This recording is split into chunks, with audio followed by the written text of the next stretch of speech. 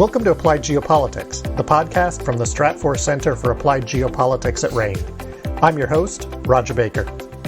One of the strengths of geopolitical analysis is the ability to move above the fray of current politics. As a tool of assessment, geopolitics often works best in looking at strategic balances, at drivers and constraints. But while nations are often discussed as the unit of action, reality requires us to understand the input and role of decision makers, organizations, and institutions into our calculations, particularly in shorter time frames or narrower geographic scopes. In this more focused approach, we can often consider two simultaneous geopolitical ideas, right?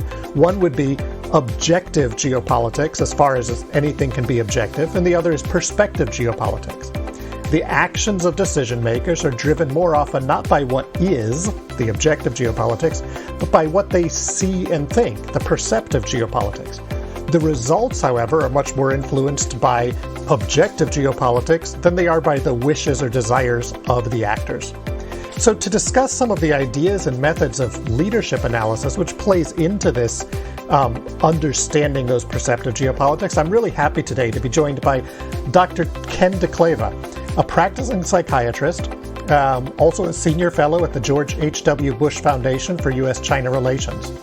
Dr. Dekleva served as a senior U.S. diplomat and regional medical officer and psychiatrist with the U.S. Department of State, both overseas and domestically, where he served several years as the director of the U.S. State Department's Worldwide Diplomatic Mental Health Program.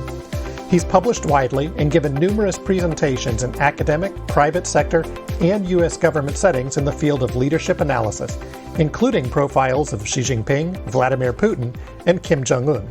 Ken, thanks for joining me here today. Thank you very much, Rodger. It's a pleasure and honor to be on your program. So let's begin with a little bit of definition and background. You work on, in part, and all the other things you do, you work on leadership analysis.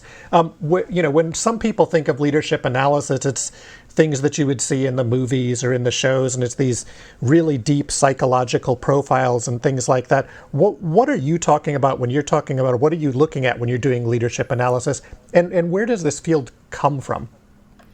The field really started during World War II when then director of OSS, General William Donovan, commissioned a Harvard psychiatrist, William Langer, in 1942 to develop a psychological profile of Germany's Chancellor Adolf Hitler.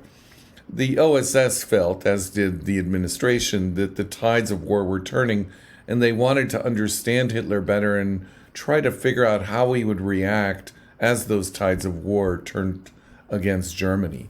And so Langer put together a multidisciplinary team and published a very fascinating psychological profile of Hitler that was declassified and is available in book form as The Mind of Adolf Hitler.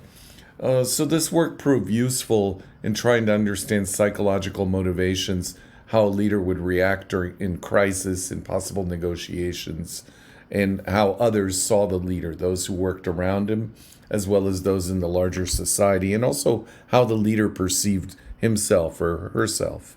This type of work was later continued and expanded by my friend and mentor, the late Dr. Gerald Post, a psychiatrist who developed this discipline and really pioneered it at the CIA from 1965 to 1986, and then for several decades afterwards when he taught at George Washington University. And again, he borrowed Langer's model. The key point during that time is that these analyses, which are also have been called leadership psychology or political psychology, really looked at antecedents in the leader's childhood, adolescence, young adulthood, to try and look at psychological traits and how they would help us understand a leader's political behavior.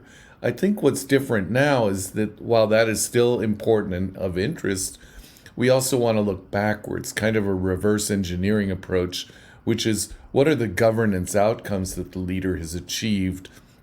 How do they stay in power? What are the different constituencies and equities that they have to deal with to maintain power and to be successful as a leader? So you're looking at it from both ends of the spectrum across their life.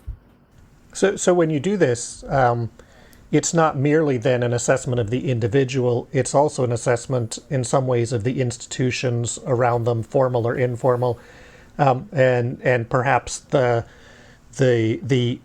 geopolitical context of the world or the region or the locality in which they have been existing in at different key moments in time. Yes? Yes, that's absolutely critical. You have to be able to contextualize this in order to fit leadership analysis into a larger, as you would call a geopolitical analysis or intelligence analysis puzzle. It's one component of it. And you have to understand both the cultural, historical, and contextual array of constraints and what we call higher order effects of a leader's decisions. And the one of the most challenging parts is trying to understand who influences a leader. Not only who do they influence, but who influences them. Who do they talk to when they're making decisions? Who do they trust? And that's really hard because in a lot of authoritarian systems that I've studied, such as Russia, North Korea, China, they're very opaque. And even though a lot has been written about leaders such as Xi Jinping or Vladimir Putin, they've been in power for a long time, there's an awful lot we still don't know, and an awful lot as a result that we get just plain wrong. In a simplified form, we've long done what we used to call empathetic analysis, and that was trying to assess not what would I do if I were in that decision maker's shoes, but what would they do, and therefore trying to look at what we could from open source intelligence or from other relationships we had. What are the influential moments within the history of an individual? Again, like you talk about, what are the frames of relationships around them now? I know working Southeast Asia, it was often which was the military class that they graduated with, right? And certain military classes had certain characteristics that then would play into the leadership, but also into the networks of relationships. When we think about this, on the one hand, it sounds either really complicated, or on the other hand, it sounds like it can be so oversimplistic that we get false ideas or we impose ourselves. What are some of the ways to engage in this form of leadership analysis that will help us overcome our own cultural bias, cultural perspectives, and things of that sort, or avoid what we often hear, which is simply asserting that the opponent or the other is irrational, inexplicable, or fearing that by explaining how they think, we might be accused of justifying their actions? That's a great question. And in other leaders that I've studied in the 90s with Dr. Post, such as Dr. Radovan Karadzic, the then president of the Bosnian Serb Republic and now serving a life sentence in The Hague for genocide and war crimes, or the late Slobodan Milosevic, I was often asked, how can you try to understand these leaders, people who've done horrible things? How does studying them and trying to understand them, to borrow your term, an empathy, humanize them? And my answer is yes, it does, to some extent. And my motto in this work has been, nothing which is human is alien to me. But in order to understand a leader such as Vladimir Putin, Russia's president, in today's Ukraine war, you're really borrowing not only from psychology and leadership psychology, but you're dealing with a nuclear-armed hostage taker who's holding the Ukraine hostage. So you're borrowing what FBI negotiators have called, Chris Voss and Gary Nessner call tactical empathy. You have to step into their shoes and try to understand their perspective, how they see the world, in order to look at their political behaviors. So I think that's really critical to step outside of our own cultural, individual, personal biases. The dangers of groupthink are very real. Other biases I would call implicit biases, which I've seen in studies of leaders from Asia, for example. These are some of these even have, I hate to say this, but a racist tone, which is that an Asian leader could never possibly outsmart us. Well, we know better. So I think it's important to throw those biases aside and look at the leader for who they are and try to get a deeper understanding of what makes them tick. Right, and if we can get a better understanding, I think, you sort of mentioned this earlier, what would they do in a crisis situation or things like that. How can we anticipate their reaction to a particular stimulus, which then gives, either policymakers or people trying to assess what's likely to come in the future to assess implications, a better way to anticipate action and response. What are some of the limitations in working in this field or in trying to utilize this tool as a way to better anticipate the actions and behaviors of leaders and therefore of states? One of the limitations that I have as a leadership analyst is I've never met these leaders. Now, that being said, I've spoken with people who have spent personal FaceTime with the leaders who I've profiled, and that's helpful. But that introduces other potential biases that have to be filtered as well. But that being said, getting back to an earlier point you made, I tend to see these leaders, as most leaders, they're rational.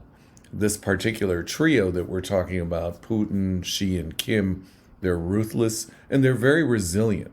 And we have a tendency to underestimate them and frankly get them just wrong in terms of understanding their next steps, if you will. One of the ways this is done is we tend to use often a political science type of framework to understand their decision making and attribute more rigidity to them than probably need be the case. But one of the things that I've argued with these leaders is that because they're rational, they're also tactically and strategically savvy and are not as rigid, and they're able to adapt and be flexible in different situations. Even though there's certainly has been the case with President Putin that he's had much more of a tightening of his inner circle, more groupthink, if you will, a narrowing, more isolation, and more of a cognitive rigidity in terms of decision making, which is often seen in both elderly and especially in authoritarian leaders. But that being said, he still continues to show tactical flexibility in terms of achieving his goals. We see this week in his weaponizing of food with the cancellation of the grain deal and bombing storage depots in the Black Sea, which is a horribly cruel weapon, but puts pressure on other systems, not only countries in the global south and Africa, but unexpected pressure in countries like China, which depends on grain imports as well. So he's created a whole set of other pressures, both directly and indirectly, that now have to be analyzed. So that's an example of where we have to look at different order effects and see how they play into those decisions. Yeah, one of the things from looking at North Korea for a really long time is that frequently from the outside there is this sort of default assertion that North Korean leadership is supreme, and that somehow, and not only in North Korea but in other places, that quote autocratic leaders have no constraints, no checks on them, they just do whatever they want, and that's what it's like. And the reality is that in these autocratic systems, there are very complex political, social, and economic dynamics that these leaders are, if they're effective, they're balancing all of those, and they're constantly balancing different centers of power and different potential competitive spaces within their own political circles, economic circles, and that requires a certain amount of skill and a certain amount of adaptation, a certain amount of resilience, if they are going to be able to stay in power. And from the Western perspective, the unique thing about autocratic leaders is their longevity. Yes. And we've seen this recently. And just if you look at what's going on this week, each of the leaders that I profiled, let me give an example. With Putin's reaction to the Wagner mutiny showed a flexibility that we really haven't seen. Most people assumed that after his initial branding of Yevgeny Prigozhin, the head of the Wagner Group, as a traitor and that he would be dealt with severely, he ended up negotiating kind of a face-saving deal for Prigozhin to stay alive for now and to kind of deal with him and with the Wagner Group as an equity that he wants to continue to use in some way to project power asymmetrically in various conflicts, not only in Ukraine but in Africa. We look at Xi Jinping's really skillful diplomacy. His meeting with former Secretary of State Kissinger yesterday was masterful, where he's setting the tone, tempo, and pace of all U.S.-China diplomacy by deciding who he's going to meet with and what kind of traction they're going to get and the words that he uses to describe that meeting in the official Chinese readout of the meeting. I found that really quite fascinating, and it showed President Xi's, I think, remarkable adaptability and skillfulness as a politician and as a diplomat, the way in which he's used Kissinger to sort of shift the narrative of U.S.-China relations. With Chairman Kim, what's really fascinating and what's also frightening is I'll start by saying, in watching yesterday's interview with CIA Director Bill Burns by NPR's Mary Louise Kelly at the Aspen Security Forum, I was shocked and struck that she did not ask him a single question about North Korea. And one of the things that I think President Obama very much got right in his kind of outbrief to incoming President Trump was he told President Trump, North Korea will be your single biggest foreign policy challenge. And I think that's true today, where you have the recent tests of a Hwasong-18 ICBM with MIRVs that can reach the United States, North Korea's policy changes last year to a new first strike policy, and the bellicose threats that have come out of them, including their defense minister's statements yesterday when a U.S. nuclear sub docked at Busan. I think trying to understand those dynamics is really, really dangerously critical right now. And the other factor is the role of women in North Korea, of who Kim trusts, who are the spokespersons, people such as his sister, Kim Yo-jong, who wields incredible power, or Vice Minister, Foreign Minister Choi Sun-hui. So this is an interesting changing dynamic as well. Right, and I guess there, as you noted before, you never meet these people. There are still some gaps or limitations in using leadership analysis as a tool. One, people don't always make the same decisions in the case. We all know that from our own behavior and actions. Sometimes we make decisions based on emotional factors or other factors, and that can happen. So we have to be cautious not to take these as 100% predictive tools. But I guess the other is that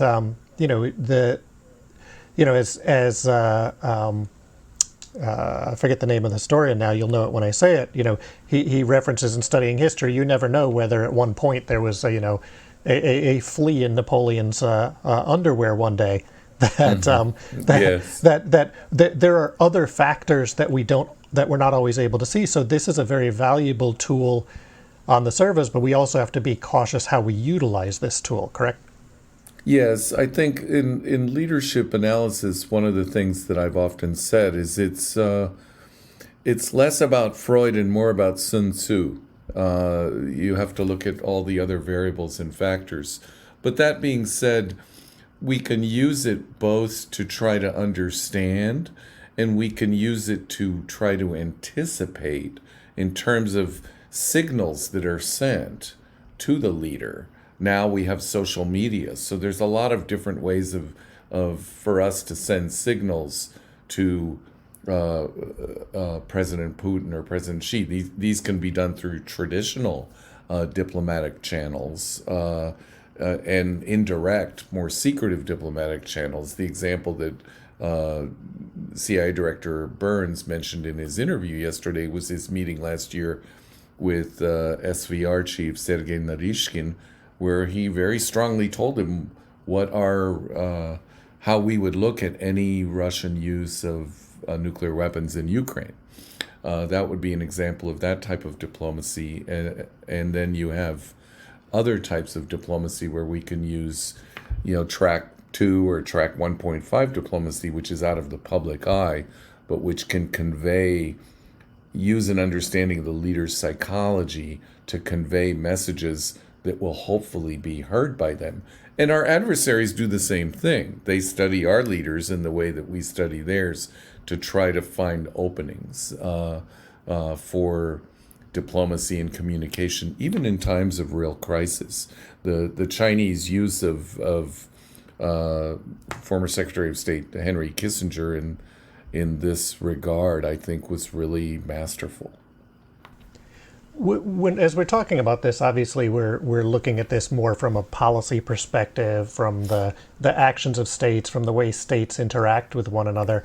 A lot of the entities and organizations I deal with, of course, are businesses, international organizations. They're not the ones shaping the action, but instead they're the ones who are responding to the shifts and adjustments in the global geopolitical environment. Are there applications for this type of leadership analysis outside of the active policy space? Yes, I think so. I'm glad you asked that question. I think in looking at international business, if you're looking at traditional societies where you have fully formed, legislative and judicial and government structures, predictions are easier and you can rely more on traditional business analytics in terms of making these kind of business deals and business decisions. But when you look at countries such as emerging markets, where you may have more opaque and authoritarian leaders, where there's a higher degree of concentration of power in the leader, then this type of analysis could be useful because, especially in countries in Africa, the leader gives the blessing to a particular deal because it fits into their vision of where they want the country to go. So you have to understand that particular leader's vision and dynamics and style, leadership and analytic style, to mitigate risk. You can't eliminate risk, but you're mitigating it. The classic examples would be working companies that have worked with Paul Kagame of Rwanda in setting up very successful business deals. I'm thinking of Zipline, where they use drones to go from Kigali to remote villages and ship blood products, which dropped the postpartum maternal hemorrhage death rate to 0.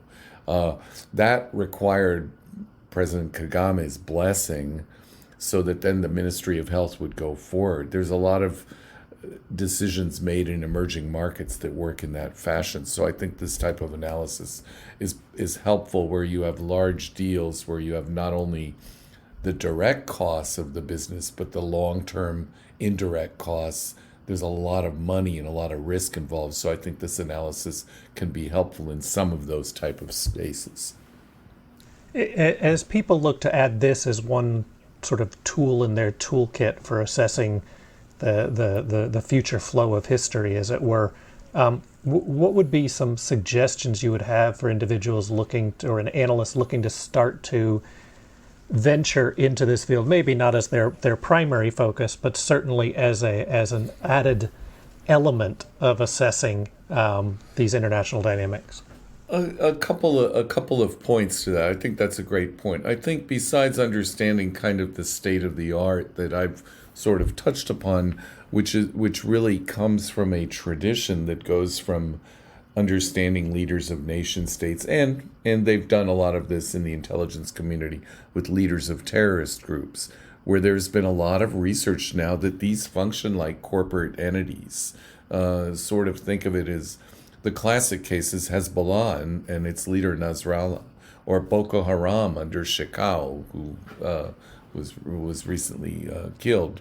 But how do these organizations achieve the grim success that they do? So I think those parts are useful. I think you have to a deep understanding of negotiation psychology is really, really helpful. So for leadership analysts to have a background in that, I think is useful.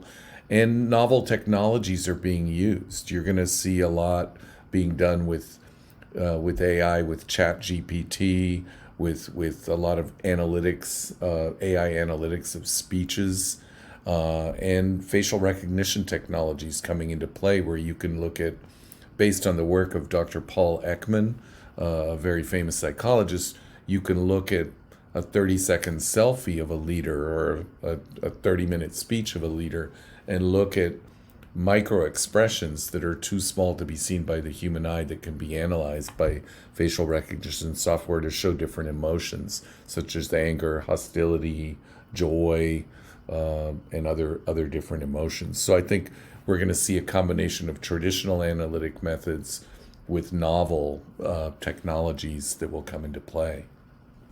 It's fascinating, and I guess for us neo-Luddites, there are still some other traditional things outside of the technology space, like being aware of alternate cultures, really looking at some of the work in analytical biases and making sure that we're cognizant of our own cultural perceptive analytical biases in looking at leaders from other spaces, and maybe spending some time in foreign literature and foreign music and foreign language spaces, because even story structures in different cultures can give you a different insight into the way in which the baseline frameworks where we may perceive things as always going in a particular story arc, they may perceive them in a very different way. Yes, that's a wonderful point. I'm a deep student of language and culture, and I spent 5 years in Moscow, and I got to know a lot of ordinary Russians. I felt that really helped me understand the culture beyond my reading of its history and its literature and going to art museums and concerts, just talking to ordinary people, not relying solely on what I read in the media or the elites, if you will, to form my worldview. But understanding culture is important. In my profile of Karadzic that I published with Dr. Post in 1997, one of the things that I did, I speak fluent Bosnian, I translated Dr. Karadzic's haunting poetry, which written 15 or 20 years before the Bosnian War foresaw in his own unconscious the horrors of the war. Reading that poetry was a gripping experience for me, and that's why we included that in our understanding of his leadership psychological profile. So I think understanding the culture, the history is really important. I think in the case of President Xi of China, he gave a fascinating interview in 2000 before he was a well-known politician. He was a relative unknown in moving up the ranks, if you will, where he talked about his childhood experiences when he was a sent-down youth living for 8 years in a remote village digging latrines away from his family, and how that shaped his sense of identity and who he was as a teenager at the time. So I think those kind of cultural pieces that come in and historical pieces can be really, really helpful and are critical in understanding a leader, much more so than Western labels. Like calling a leader a narcissist is not really helpful. It doesn't explain that. It doesn't have explanatory power. Most politicians are narcissistic, frankly. So it's like calling intelligent people smart. It doesn't tell you anything. You have to look deeper and at more of the nuances, as you pointed out. Well, Ken, this has been a great conversation. I'm gonna put you on the spot really quick, and in and amongst all of these other things that you do, you're also an author? Yes. I've written two novels, spy thrillers. Well, one is called The Negotiator's Cross, which was published last year, and it's about an American priest living in Mexico who gets drawn into hostage negotiations with cartels and various intelligence agencies, and because of his skills and talents, he gets pulled into similar negotiations in Moscow, Russia, and it's about how that changes him as a person psychologically and spiritually. My newest novel, which is coming out next month, is The Last Violinist, which is based, it's a fiction story about a North Korean violinist who defects to the West. And it's about how his defection, he gets tied up with a whole series of relationships with very powerful people, including love relationships with a high-level North Korean wife of a senior diplomat and a Korean-American CIA officer, another relationship. But he gets drawn in with all these intelligence agencies, the CIA, the GRU, North Korean intelligence agencies, and how that plays out in terms of his personal life and his spiritual life, where he converts to Catholicism and finds out his own identity and who he truly is. So I think readers who like a wonderful story about human emotions, betrayal, love, kindness, violence, hatred, joy, a whole range of human emotions wrapped inside a spy thriller will enjoy both of these books. Well, thank you. And as we look at this, I guess in the end, what we are talking about as we're thinking about leadership analysis is that aspect of the human condition and human emotion. I come back to the comment you threw out earlier, nothing which is human is alien to me. Yes, I love that quote, and I'm reminded of that in my work every day as a practicing psychiatrist and in my earlier work as a forensic psychiatrist, where I spent thousands of hours talking to and treating mentally ill criminals, including people charged with the most heinous crimes. And I had to learn to appreciate that and try to understand people and put aside a lot of my biases to do that. Well, thank you so much for joining us today, Ken. Thank you for having me. It's been a real honor and pleasure to be on your show. And thank you for listening. We've been talking with Dr. Ken Dekleva, practicing psychiatrist, senior fellow at the George H.W. Bush Foundation for U.S.-China Relations, and a former U.S. diplomat. If you'd like to keep up with the latest discussions and assessments of shifting global geopolitical balances, visit RANEnetwork.com and sign up for alerts and information from the Stratfor Center for Applied Geopolitics at RANE. That's RANE network.com. I'm Rodger Baker. Thanks for listening.